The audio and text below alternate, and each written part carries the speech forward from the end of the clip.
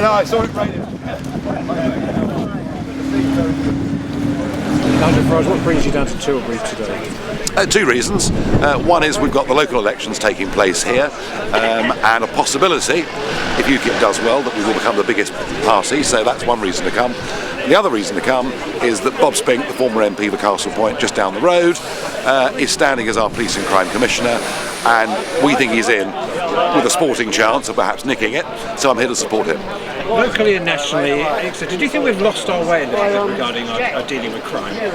Well, I think one of the big problems is we've stopped reporting crime. Crime has gone up so inexorably. You compare the crime figures today to the 1960s, and we've actually stopped reporting crime. So I'm not even sure we're measuring accurately what the crime rates are. And one of the big things UKIP is saying is, let's start reporting all crimes. Let's get a better perspective on where we are. If UKIP do take, what's your advice on running a council? Do you think it's a revolution? Do you think it should be, pressure or check on the executive? I genuinely think that in all forms of life, including taking control of councils, it is better to walk before you start trying to run.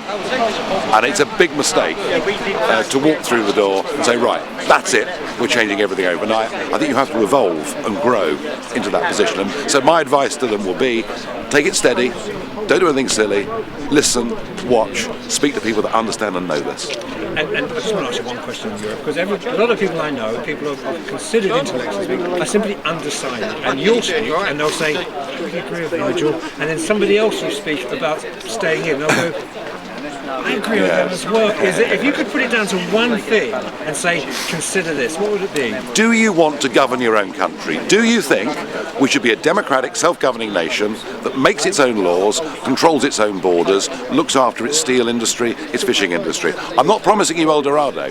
I'm not promising you that once we're in control, everything will be wonderful and the sun will shine every day. But I tell you what, we will be in control. And at the moment, most of our laws are made somewhere else, and increasingly people have a feeling that doesn't really suit us.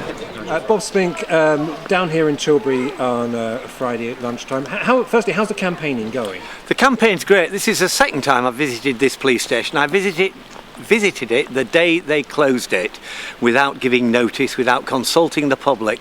If I'm elected the PCC for Essex, then I will be reopening these police station front desks right across Essex, including this one in Tilbury. I'll be putting more bobbies on the beat, and I'll be helping to control immigration, so we make the place safer, so we can stop criminals and terrorists coming into the country.